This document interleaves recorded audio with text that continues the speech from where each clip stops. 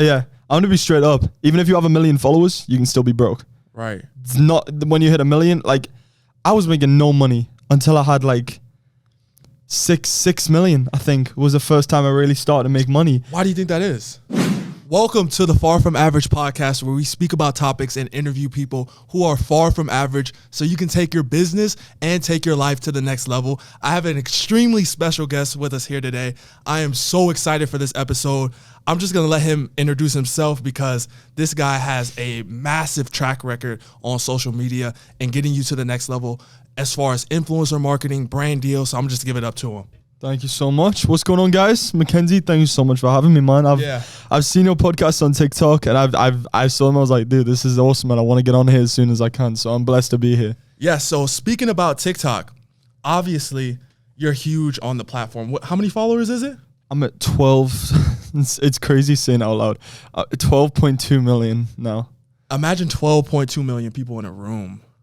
You couldn't fit that in this room. I think can barely fit 100 people. That's crazy, bro. Yeah, I mean, that's a lot of people, and people don't really put that into perspective. Not at all. Now, how did you get started in the journey of building an online following? So I'm gonna go right from the beginning. As a baby, my mom and dad are singers. So I'm actually a singer as well. So I've been in the performance world my whole entire life. As I grew up slowly, I started to watch, Vine and all these other platforms and stuff. Vine. I couldn't get it. I couldn't get social media. I would try and nothing would take off. I'd have like 500-600 followers, like just close friends, and I just wouldn't get anywhere. And then Musical.ly came along, and being the loud kid I am, I was stood in front of the CEO of Musical.ly at the time. And I was just like, listen, dude, I work really hard. I post singing videos. Could I get a crown? Because back then it was a crown. Do you remember? I remember the app, but it was just a lip syncing app, right? Correct. It was lip syncing, and there wasn't much talent. And I'm probably one of the few that posted singing videos on there. And I was like, you singing? Yeah, myself doing covers. And I said to the guy, look, I'm really putting myself out there. And he's like, okay. There and then, it was at VidCon actually over in LA, and he gave me a crown there and then, and it just made me think this could be something. And I kept posting videos. Music now is kind of more difficult to do than it was back then, because back then there was features.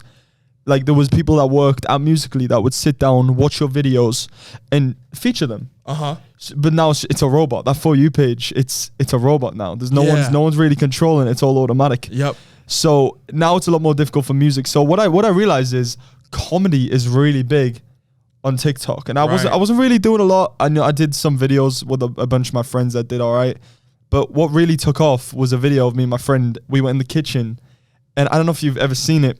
I had a rubber band, and I flick him with a rubber band in the kitchen. Then he hits me with a cabinet door and a toaster, and then with a fridge. It's not real. We just add sound effects after, and we just posted it and didn't think anything of it, and just thought, all right, this is funny. We woke up. It was like 120 million views the next day or something. It was like the next day. The next day, we woke up and it was at like 120 million views. So that was the first video you had that popped off. Correct. And the day after that, I always watch Snoop Dogg's, his little Instagram videos. I was on Snoop's Instagram when I first woke up. He posted the video. Yours. Snoop Dogg posted our video, and then wow. And that video across platforms had at least 1 billion views across platforms, and that just made me realize I've created something here. So that style of videos is mine now. Like WWE in the kitchen. No one, people want to see that because it's funny. Yeah. So then I started to do the same kind of thing with my mom, with my friends, with my family. And it just all the videos just kept getting 20, 30, 40, 50 million views. And it's crazy. I didn't realize I was able to build something. Obviously it's not music. It's not what I want to do, but it's the start of a social media fan base. And building a following. And then building it and then pushing the music. As soon as they trust you, then you're able to say, hey, I also do this. They want to know what else you do. Exactly. Now, when you did that video, did you create it like this is going to go viral? Not at all. Did you guys just sat down and was like, let's just do a video? Kind of take us through how you planned out that first video. So essentially, I just had in my head, I want to do something different. I don't like copying videos. I see a lot of TikTokers copying each other, and I wanted to stay out that realm. And I don't know if you remember the trend. This was before that video. You ever see the trend where people hide behind countertops and take the bottle away, and they put another one back, and then they take it away, and they I created that trend, but I didn't I created that, and a lot of bigger influencers. I think you saw the Stoke twins doing it. Brent Rivera did it, and I didn't get any credit. I'm not mad at it. Because I've done a few videos and not credited people, and I just think, you know, we're all in the same game. We all support each other. It doesn't mean anything, but you know, I'd say I have a pretty creative background when it comes to TikToks. So that video, it was just like, okay, this is a new idea. I want to see how it goes. I'm going to make it look like you hit me with a cabinet. Then I'm going to do a sound effect doing that. And we added that sound effect when you're hitting myself with a cabinet. It looked so real. And we were like, dude, we think people are going to believe this? And we just posted it for fun. Right. And I think I hit like 2 million followers at the time. So I was going well, but I'd never had like a video like pop off. And that video just exploded. Yeah, absolutely. Now, you mentioned people copying other TikTokers, copying other influencers. How does someone know whether or not they should take inspiration from somebody else or go the route that you went and come up with your own style, or should you kind of blend it as you go? Well, it depends, you know, because a lot of people want different things. Some people just want to post. They let people post trends. There's a reason it's called trends, because everybody else does it. Right. Some people want to be creative like myself. You know, it really just depends on what kind of content you want to post and what you want to put out there for the world to see. Yeah, absolutely. That's how I see it. Yeah, and that's a great point, putting out content that you like. How important would you say it is to put out content that you like? Like me personally, I wanted to gain views, but I didn't want to like dance on TikTok. Like I can't dance. So I had to do something that I enjoyed doing. Do you think that's extremely important, or should you just go for what's popular until you can build that audience? Again, it depends. Like I definitely agree you should follow what you want to do, but you got to realize it may not work. And then you got to think, okay, that didn't work. What will work? Like my music, I was posting covers and they weren't getting any views. And I'm like, okay, well, I realized, and I watch TikToks. I don't sit and watch people singing covers all day. I sit and watch funny videos. And that's what people want to do. They have a hard work at the office, a hard day at school. They want to come home. They want to laugh and have a good time. Yeah. That's when I realized that kind of video will work. So yeah, I do believe in you should follow your dreams and do what you want to do. But think of a gimmick or something you can do to push what you want to do. Oh, that's definitely a gem. Now, take us from 0 followers to 12 million. Somebody that wants to get started right now and be an influencer. What's a framework that you can give them to get started? I know everyone's content is different, but let's say someone wants to be a comedy influencer. Yeah. Give us a framework. Well, so I realize it might, but it's not really going to work on your own. You can't just post yourself. I've realized every video of mine that does well has somebody else in it.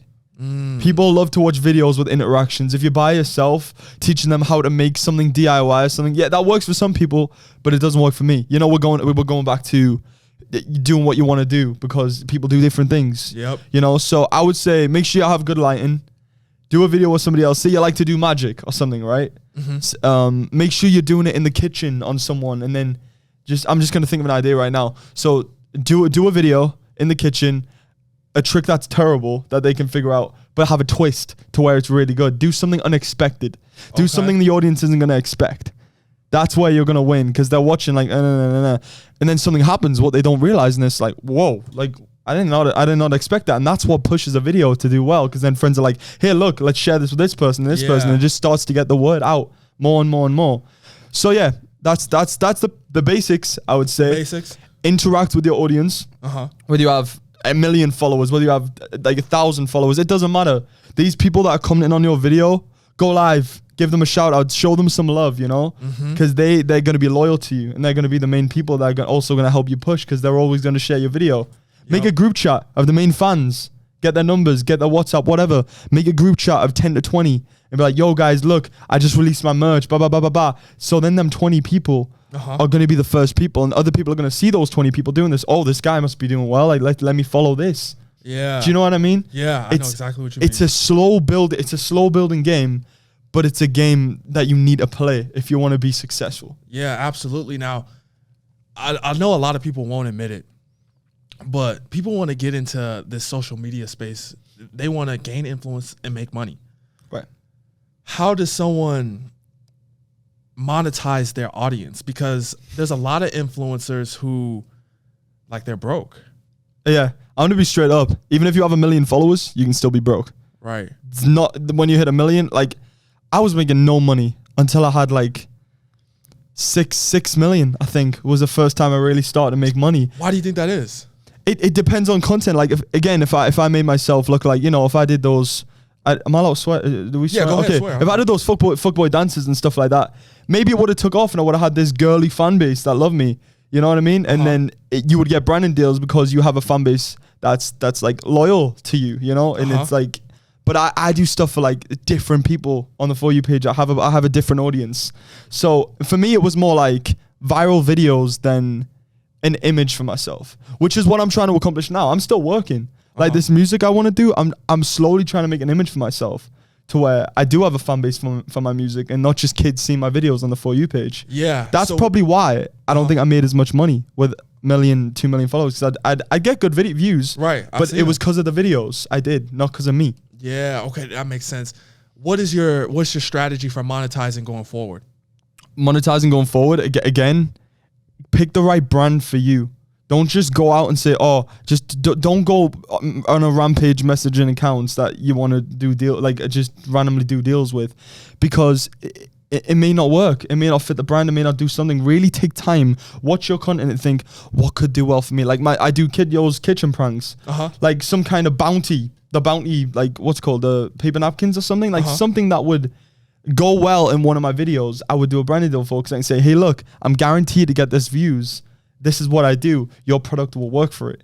That's for what I do. That's what I would say would work essentially. Yeah, and it's possible. I didn't think I would have even 1 million followers. Like I'm sat here proving anyone can do this. Right. This isn't a difficult thing to do. You just have to have a positive mindset and really just push and focus and don't get distracted. Yes, that's I 100% agree. Now, I see a lot of videos where it says post this time, post this many times. Is all that stuff, is that real, or is it all about just hitting the For You page?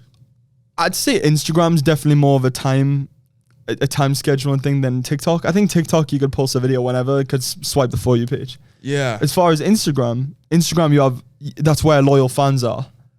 That's when they're gonna be there on time. You can set timers on your story for a post. I'd say the best post if you live in the United States on Pacific time or even New York time would be 3 p.m. or 12 p.m. Okay. Because, kids are either just getting out of school or they're just going into school. In England, they just got out of school and it's like lunchtime in Pacific time here. So I would say 12 p.m. is a good peak time. 12 p.m. is a good time. Okay, cool. Not like midnight, 8 p.m., 9 p.m. You're not going to see anything. And I prove it. If you post tonight, it will not do as good as you do like during the day. Oh, okay. Yeah, I usually post, my best time I think is like 3. Okay. 3 p.m. So I usually post around that time. Now, to take it back, you mentioned you were in front of the CEO of Musical.ly, right? Yep. What did it take to get in that room?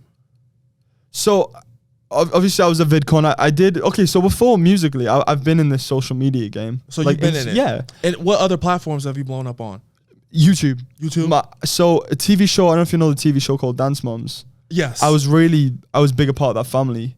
And this girl called Kalani, who was on the show, was in one of my music videos. And I believe it really, really helped it take off. It's got like 7 million views on YouTube. Wow. And the song really blew up in the kids world. Kids used to sing it at like birthday parties and stuff. So my music did well as a kid. I just haven't been able to transition it over to maturity, for older audiences. So I've just done a song with a DJ called Slushy, who's really like taken off. I don't know if he's nodding his head. And Steve Aoki as well. I've been doing stuff with his artist Aviela. And we've just, we've been really slowly starting to figure out a way to make the music work, because I want to go back to the music again. That's what I want to do essentially. But TikTok has given me the power to do that, and to get in that room. Going back to getting in that room, confidence. No matter what you do, just have confidence, man. Because you requested him to give you a crown. What is that? It's verified. Oh, okay. To be verified on Musical.ly. And he was like, based on your confidence and your track record before that, yes. He didn't even look at my account. He didn't even watch it. He saw I had 50,000. I think I was at 50,000 followers. He saw some music, and I sang on stage on the Musical.ly stage before I did it. So I came up to him after I sang on the Musical.ly stage, and he was like, "Yep, done." Man. That's all it is, man. Confidence. Just walk into a room with confidence. That's how it works in this life. And going to the music stuff, because I know it's integrated, but these are like two separate industries with the social media and the music. Big time. Now, how have you been navigating through that? Because I know there's a lot of like politics and kissing ass, especially in industries like this. The industry is toxic as fuck. I hate the music industry. Explain that. What do you mean when you say that? It's bullshit. I lived in LA for 6 years. This industry is absolute bullshit. Any artist will tell you the same if they have the balls to. Unless you hang on, no. Unless you surround yourself with the right people, that's very important. Well, that'll be my follow-up question. How do you do that? My mom is my best friend, man. She'll keep me grounded. She won't let me I won't ever do hard drugs. I don't drink ridiculously. Like, I'm always going to be a grounded kid. I'm never going to be, I've got 12 million followers. She'll say, who cares? It's not a big deal. Not a big deal. You know how many people have 12 million? And it's just like, she just keeps me grounded. And that's such a key factor of life. So I don't lose my head.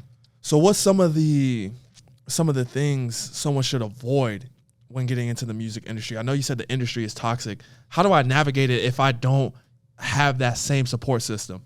So I've had a lot of managers in this industry. It's finding the right person for you. Like, if you have talent, managers are just gonna fill you with shit. People that want you, they want to make money off you. Right. So they're just gonna fill you with the most shit, saying, oh, I know this person. People that name drop, they are not the ones that are gonna make you, unfortunately. Dang. Do you know what I mean? Like, if you're in a room, like, oh yeah, I knew I knew Michael Jackson. I know Justin Bieber, Justin Timberlake's right next door. Like, these people, like, they're just like, they're not the people that are gonna be for you. I'm being straight, because the people that name drop are the people that need to figure something out in life to do better. And the people that don't name drop, if I sat in a room with you like this, I'm like, honestly, I know how toxic this industry is. I'm not gonna make you sign a piece of paper. I just want to help you and see you like progress. I want to be on your side. That's the people you want to work with. People that believe in you. Right. That's the key factors. People believing in you and not wanting to make money off you. It's two separate things. That's what you want to watch out for. Absolutely. Now, that song that you said that went, you said 11 million views? YouTube's 8 million. It's like 8 million. What's the name of that song? My Name. My Name. That's yours. That's my song. Yeah. And I think I was 15. 14 or 15. So what's the strategy? Because I know a lot of people aren't in that situation where they were groomed to do something like this, like your parents being musicians. What's the strategy for making the transition from the kids' music to more mature? So it's a difficult question. It's a great question. Like I said, the change has been difficult for me.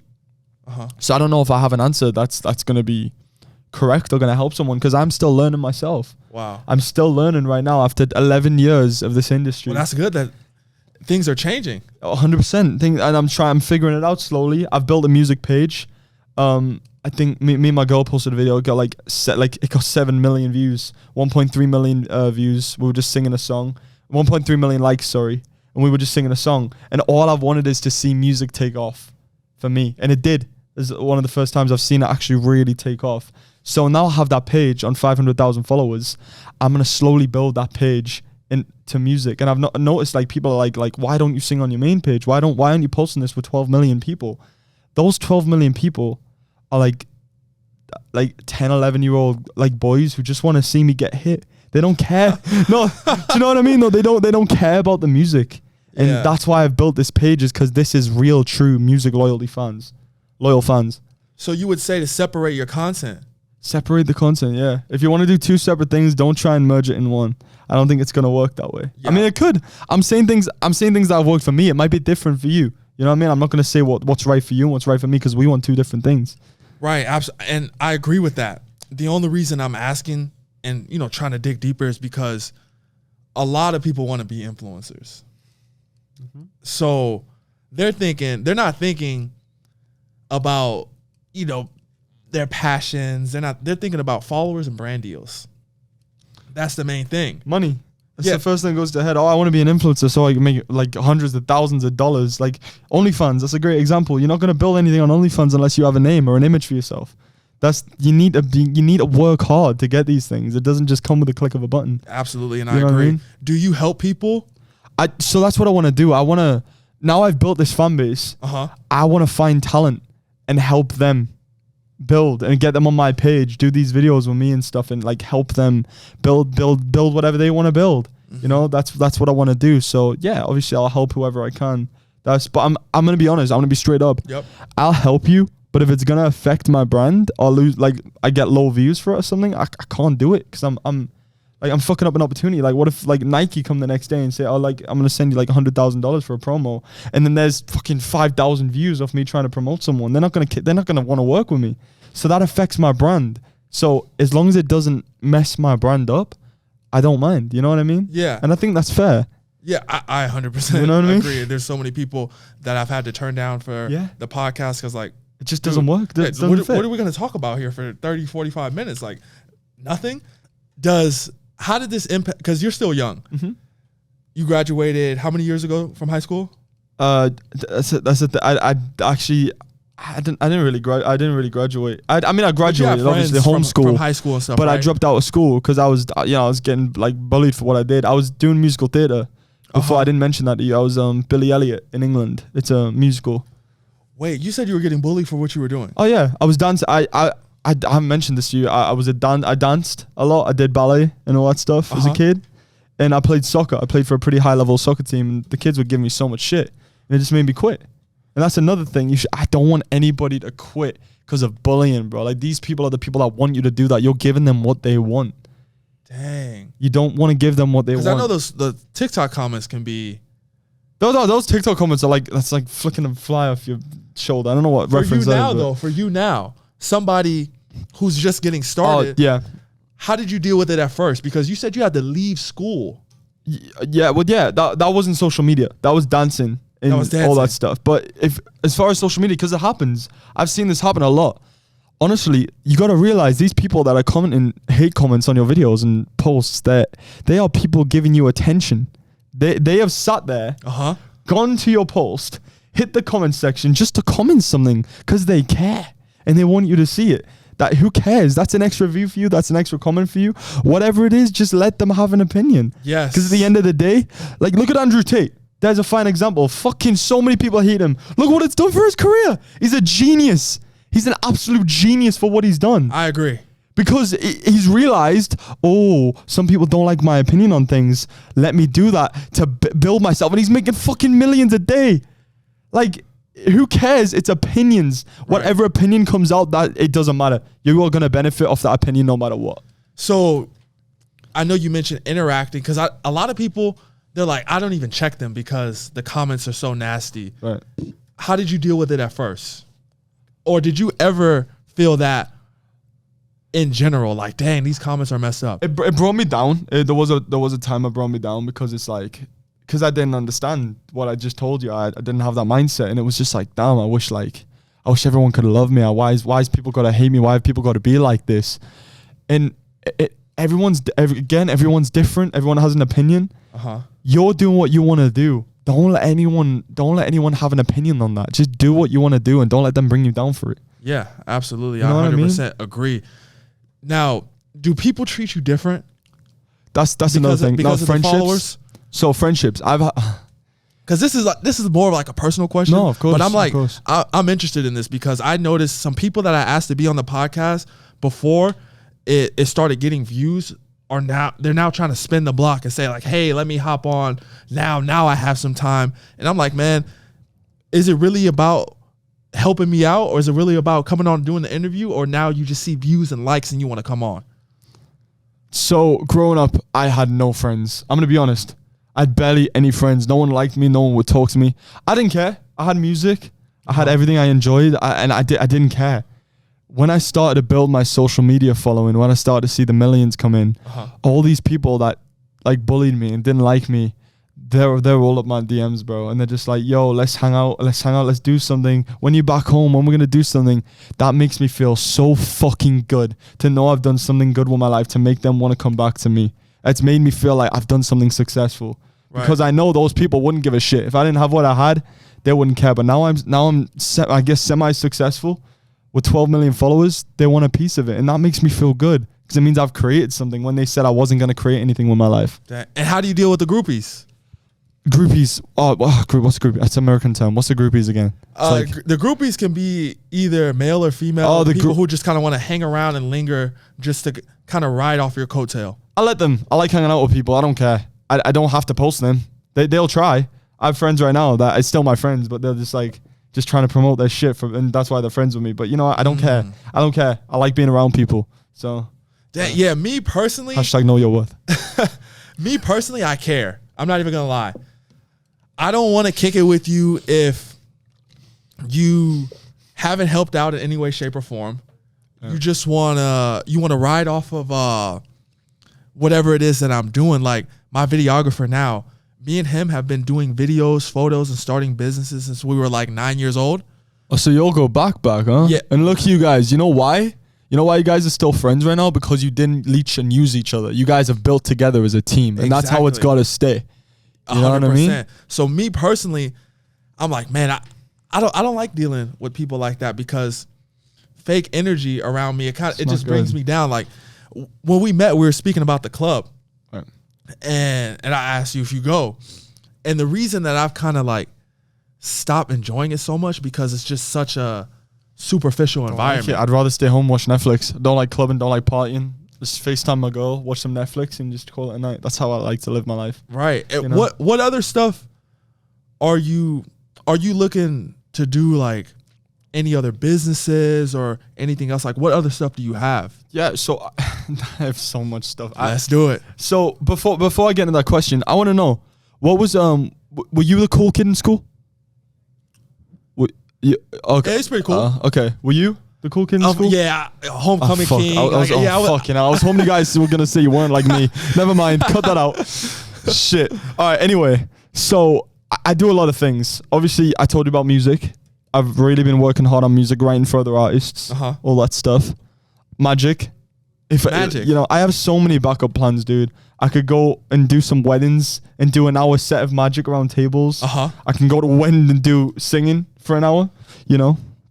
And I love film and videography as well. I think I've been taking videography serious for the past 2 years. So yeah, you got to make sure you have backup plans, dude, because it'll make you feel so much more confident in life. If you just have one thing you want to follow and there's nothing else, and you realize when you get to that point where you're like, okay, shit, I don't have anything else. Like, what am I going to do? That's when depression comes. That's when it hits. That's when you're in your bed, like not knowing what you're going to do the next day.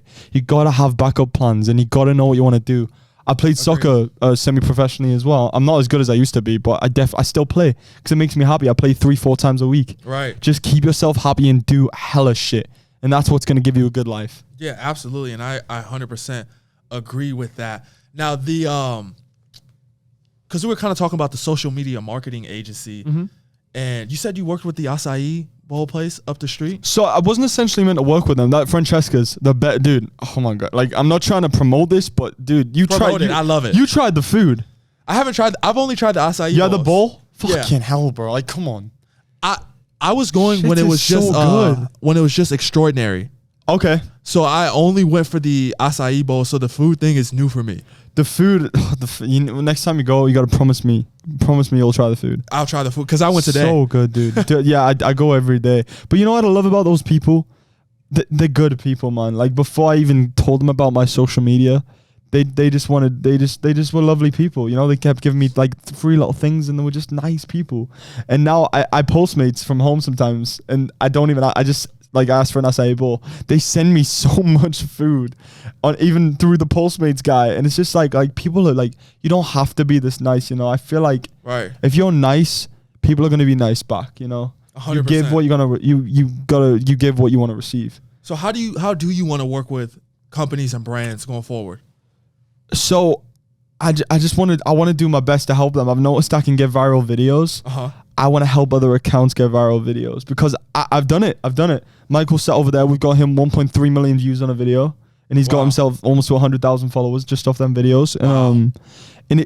And another girl I posted with, she's at 300,000 now, with like she's done like millions and millions of views. Like I've realized I have the power to help someone, build a fan base. So I want to try and benefit off that and build it more and more and more. Yeah, absolutely. Now, to kind of wrap it up, where can everyone find your social medias? Plug everything, and we're going to put it all in the description and everything just down below. My name, Mackenzie Sol. And if you want to DM me on Instagram, if you see this, you want to DM me, you're having some issues in life, DM me. I love talking to people, and I'll do my best to get back to you so we can help you get through whatever you're going through. Man, I think this episode was a banger. Dude, I'm excited and I want to come back. I love this. Yes, I think this was a good one, especially the breakdown of the followers and the brand deals and the fact everything. that anyone can do this. No one's going to tell you that on a podcast. Like, it is literally possible for anyone. You cook, you do art, you do There's whatever an audience you do. for you. There's an audience for whatever you want to do. Man, that's super powerful. Far From Average podcast, guys. We got Mackenzie. Make sure you guys follow him on all the social media platforms. Not like he needs it, but make sure I'm blessed and I would appreciate it. But make sure you guys do follow him down below. And I will see you guys on the next episode. Peace. Post on TikTok.